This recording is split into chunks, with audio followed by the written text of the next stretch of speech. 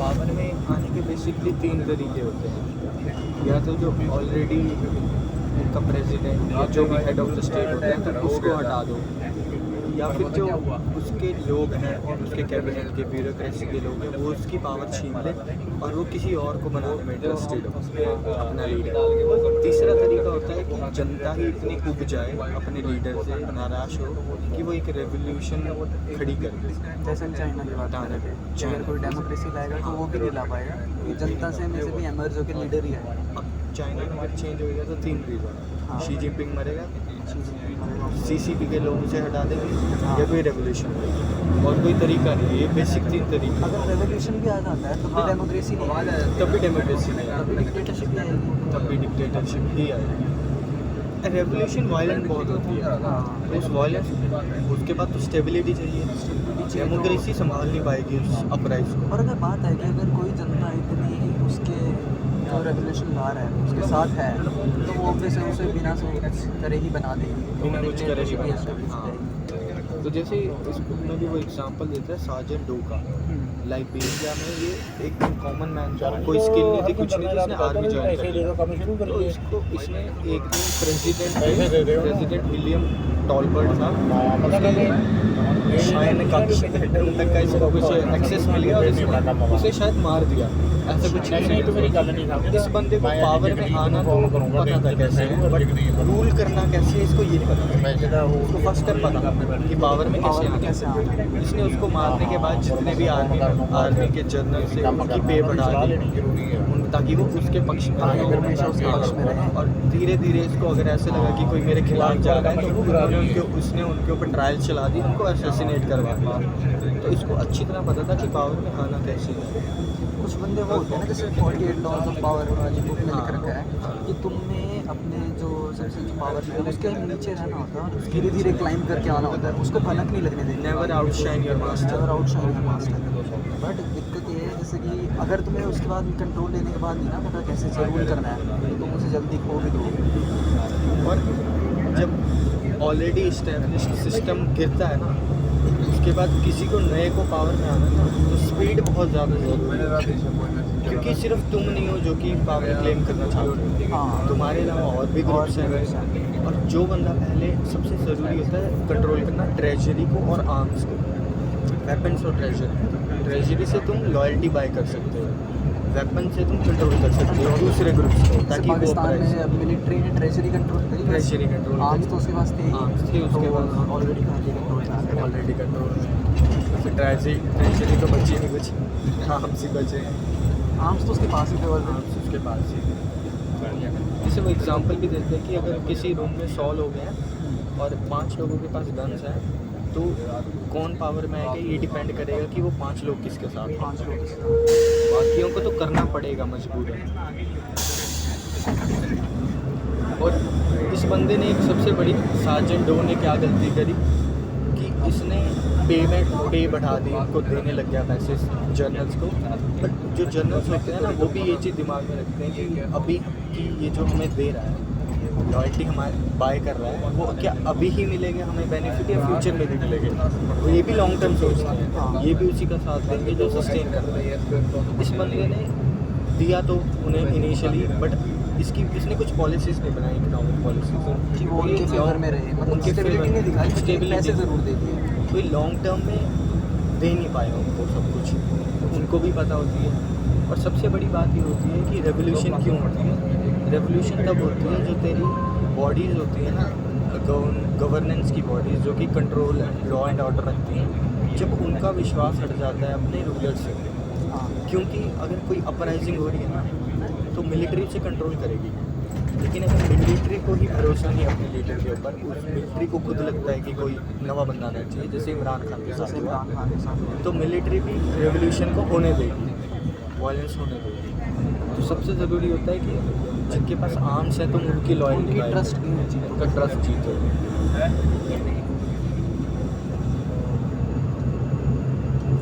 और यही कारण है कि जो स्टेट्स होती हैं जिनकी कोई इकोनॉमिक पॉलिसी नहीं है, कुछ नहीं है, वो भी इतने लंबे टाइम तक सर्वाइव कर सकती हैं, क्योंकि इन्हें बाहर से फंडिंग मिलती है।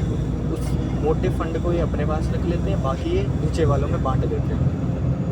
से ये पावर डिराइव कर रहे होते हैं। अफ्रीका में बहुत जगह ऐसे ही होता है। वहाँ पे उनके पास रिसोर्सेज नहीं है ना ऐसा कुछ खड़ा करने के, रिसोर्सेज बहुत है उनके पास, बट लेकिन करप्टेड हो चुके हैं, करप्टेड हो चुका करप्टेड हो चुके हैं सारे। एक्चुअली उनके पास रिसोर्सेज है, उनके पास टेक्नोलॉजी नहीं है उनको एक्सेस हाँ करने के लिए। एक्सेस करने के लिए तो अमेरिका आता है, एक्सेस करता है और बदले में डिक्टेटर्स को पैसे दे देता है। जैसे लेसोटो है, वहाँ पे वो बताते हैं कि इंजीनियरिंग का कोई कोर्स ही नहीं है हमारे, इंजीनियरिंग का कोई कोर्स नहीं। छोटे छोटे कोर्सेज हैं। अभी जैसे नाइजर था, कुछ दिन पहले, कुछ महीने पहले coup हुआ था उसमें। हाँ वो क्या करते थे, जो फ्रेंच थे वो वहाँ से यूरेनियम एक्सट्रैक्ट करते थे। उनका मोर देन 80% जो एनर्जी है ना फ्रांस की, वो जनरेट होती है यूरेनियम से, पावर प्लांट से, न्यूक्लियर पावर प्लांट से। तो नाइजीर का एज ए पावर रिसोर्स इस्तेमाल करते थे। वहाँ के डिक्टेटर्स को पैसे देते थे, वो खुश हो जाते थे, लोगों को कंट्रोल में रखते थे और उसके बदले वो क्या करते थे, वहाँ से यूरेनियम एक्सट्रैक्ट करते थे। वो बहुत लेस प्राइस पर बाय करते थे, अराउंड लेस देन ए यूरो। अब मिलिट्री डिक्टेटरशिप आ गई है वहाँ पे। जनरल इब्राहिम करके कुछ नाम है उसका, यंग, बहुत यंग है वो, हाँ। 30-40 साल, 30-40 भी मैं क्या कर रहा हूँ, 34 के आसपास। तो उसने अब फ्रेंच को हटा दिया वहाँ से और यूरेनियम के प्राइस बढ़ा दिए 200 कुछ यूरो, हाँ जो भी उनका पाउंड में जो बेचते थे, पाउंड या केजी।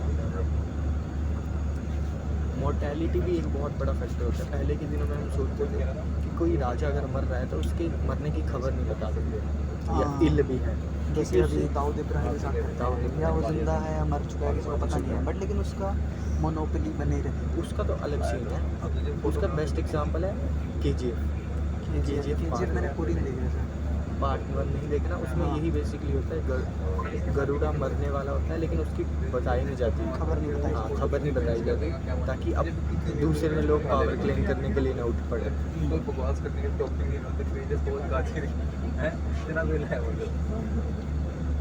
अगर उनको नॉर्थ कोरिया का वो मर जाए हाँ, और उसकी बेटी अभी छोटी है तो पावर में या तो उसकी सिस्टर आएगी, बट लेकिन वो क्या पता बताए ही ना काफ़ी देर तक, क्योंकि वो पब्लिकली भी बहुत कम दिखता होगा।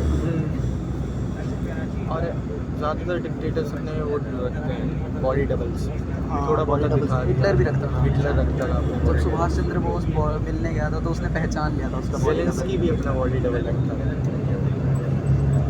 वो बनना भी लगता है। वो रिकॉर्ड हो चुका है एक्चुअली। यूट्यूब पे देखेंगे ना तो जेलेंस्की का बॉडी डबल सर्च करेगा तो एक वीडियो मिलेगी clip.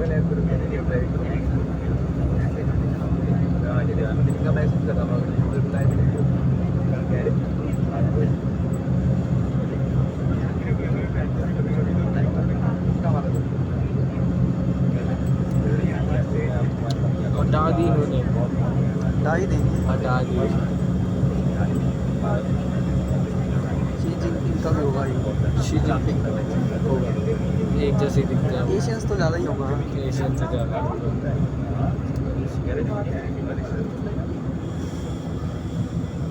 19 of Zelensky goes viral. See what was I know.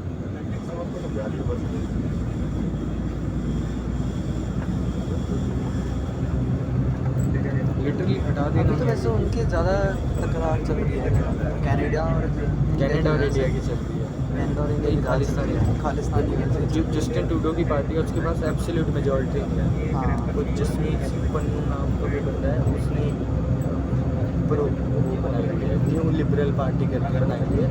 उसके सपोर्ट से वो गवर्नमेंट चला रहा है और वो है प्रो खालिस्तान। प्रो खालिस्तान अभी वो उसके फेवर में सारे उसके फैसले फेवर ले रहा है। उसके फेवर बट बहुत गंदे जा रहे हैं इंडिया कनाडा के रिलेशन, बहुत ज़्यादा बिगड़ गए हैं। बहुत बिगड़ रहे हैं।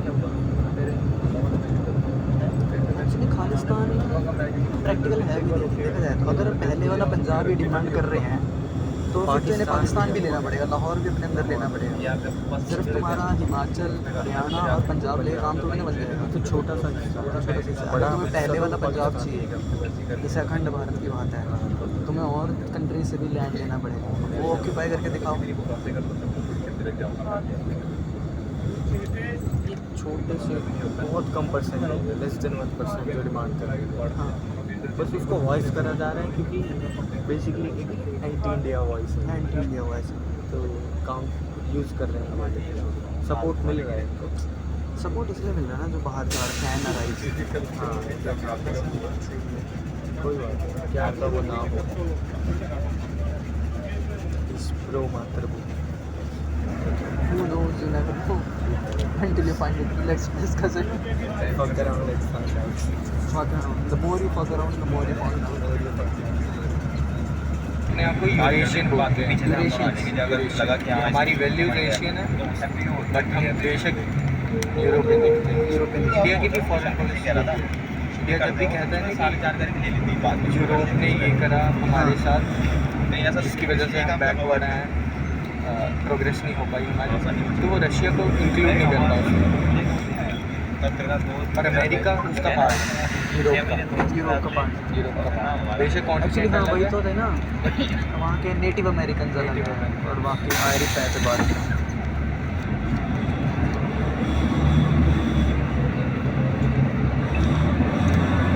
जो कहते हैं ना कि लूट के ब्रिटिशर्स ने जो लूटा वो सारा मनी तो बची नहीं, इधर उधर लगा दिया। तो सिर्फ ब्रिटिश नहीं था जहाँ पे वो वेल्थ गई है हमारी, वो अमेरिका में भी गई है। अमेरिका की बड़ी बड़ी यूनिवर्सिटीज़ है ना, जो इंडिया से लूटा हुआ जो भी वेल्थ था उससे ही बनी है। जैसे कि येल यूनिवर्सिटी है अमेरिका में, YAL। हाँ मैंने देखा है। वो जिस बंदे ने उसको फंड करा था ना, वो ब्रिटिश था।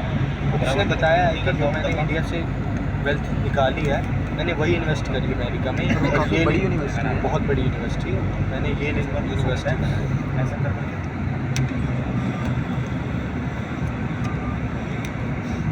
तो जब इंडिया कहता है कि हमारी वेल्थ लूटी गई, तो अमेरिका भी उसका पार्ट, रशिया नहीं। रशिया तो फिर उठार की है, वो क्यों लूटेगा? लूटना चाहता है रशिया। रशिया की भी, जैसे मैं तेरे को बताता ना, एक मैकेंडर सार्टलिन थ्योरी है। हाँ। तो रशिया की भी जो स्ट्रेटजिस्ट हैं ना, उन्होंने अपनी भी एक डॉक्ट्रिन बनाई हुई है कि हम क्या चाहते हैं कि रशिया, तो वो रशिया को सबसे ज़्यादा चाहिए वार्म वाटर्स। रशिया के पास जो भी सी रूट्स है ना, वो सारे हैं बर्फ़ में चल रहा है। बर्फ़ में जम रहे हैं, वहाँ पे मशीन भी काम नहीं करती, हार्श टेम्परेचर से। तो रशिया को चाहिए वार्म वाटर्स मिलेंगे उसको यहाँ से, साउथ एशिया की तरफ से। सब कह रहे हैं तो एक ये भी कारण है। एक और चीज़ मैंने पढ़ी थी कि इंडिया को अनस्टेबल रखने के लिए पाकिस्तान बना, ये तो सबको पता है। बट एक रीज़न ये भी था कि रशिया को वार्म वाटर्स का एक्सेस ना मिले जब तक रीजन अनस्टेबल रहेगा। हाँ वो बना ही नहीं पाएगा अपना बना भी नहीं पाएगा। Definite route. अभी रशिया को यूक्रेन क्यों इम्पोर्टेंट है? क्योंकि यूक्रेन ब्लैक सी से जुड़ा हुआ है, वहाँ से उसको एक्सेस मिल सकता है। बट अगर यूक्रेन ही नेटो के अंदर आ जाएगा तो वो भी उसका एक्सेस कट हो जाएगा। बेशक रशिया औटार्की है, लेकिन उसे एक्सपोर्ट तो करना पड़ेगा। एक्सपोर्ट तो करना पड़ेगा।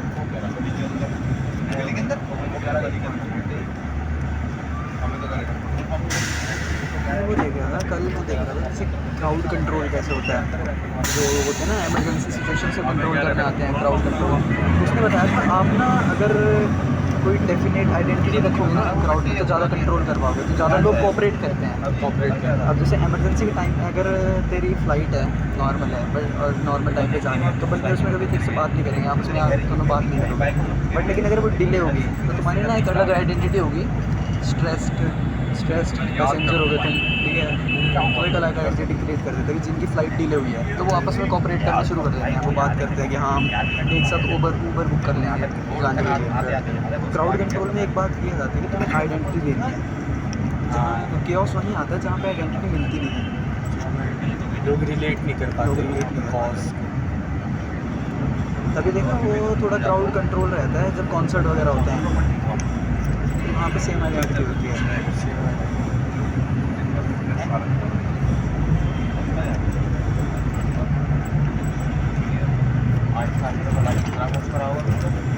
इसीलिए सरकारें प्रोटेस्ट को कंट्रोल नहीं कर पाती, क्योंकि दोनों का विचार अलग होगा। दोनों विचार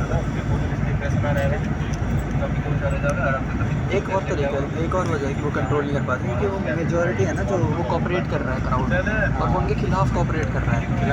अगर तो वो अलग अलग आइडेंटिटी के साथ आते हैं ना, अलग अलग आइडियाज़ के साथ आते हैं, तो वो कोऑपरेट नहीं करते, तो सरकार उन्हें वो टुकड़ों में होते हैं, आराम से कंट्रोल कर पाती है।